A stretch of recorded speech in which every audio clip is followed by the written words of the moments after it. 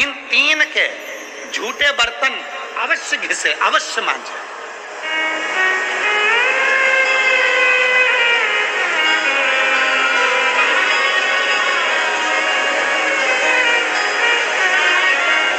घर के सारे बर्तन मांजने वाली कोई आए वो मांजे, मना नहीं है, पर 3 बर्तन अपने को खुद मांजना चाहिए।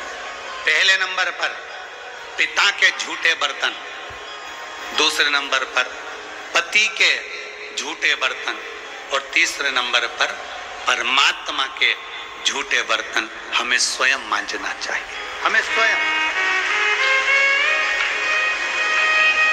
इन 3 के बर्तन अगर दूसरे मांजते हैं तो आधे से ज्यादा वस्तु पर हक जो बर्तन मांजता है उसका हो जाता है।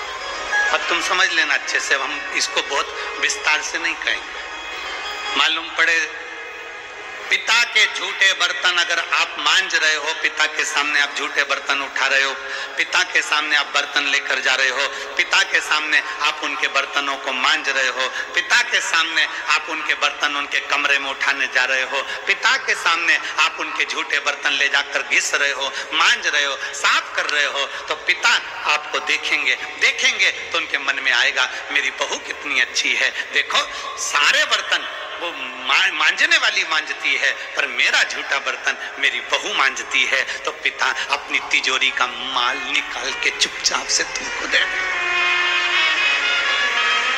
ये मेरी बहू है, सारे बर्तन दूसरे मांजते हैं पर मेरी बहू मेरे बर्तन मांजती है, मेरी बहू मेरी सेवा करती है, मेरी बहू मेरी चाकरी करती है, मेरी बहू मेरे बर्तन घिसती है।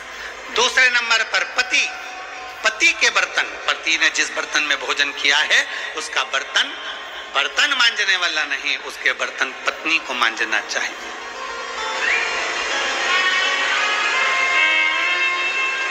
और अगर पति के झूठे बर्तन कोई दूसरा मांजने लगता है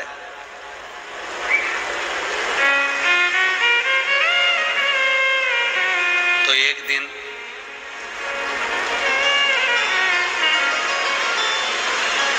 सेठानी नौकरानी और नौकरानी सेठानी हो जाती, कोई भरोसा नहीं। बहुत सावधानी, बहुत सावधान। पिता पति के झूठे बर्तन भी पत्नी को मांजना चाहिए। स्वामी के जब झूठे बर्तन मांजोगी पति की दृष्टि में आएगा सारे घर के बर्तन दूसरे मांजते हो पर मेरी पत्नी मेरे बर्तन मांजती है, मेरी पत्नी मेरे झूठे बर्तन उठाती है, मेरी पत्नी मेरे झूठे बर्तन संभालती है, मेरी पत्नी मेरे झूठे बर्तन उठाकर रखती है। मतलब उसकी दृष्टि में आपका भाव बढ़ता चले जाएगा। तो आपको जिस दिन तुम बोलो कि मुझे ये चाहिए, पति को याद आ जाएगा ये मेरी सेवा करती है, झूठे बर्तन तक संभालती है, तो तुरंत साड़ी भी दिलाएगा, करवा चौथ अंगूठी भी दिलाएगा, निश्चित। एक पिता, एक पति, और तीसरे नंबर पर बोलो, सब बोलो जम के जरा, परमात्मा।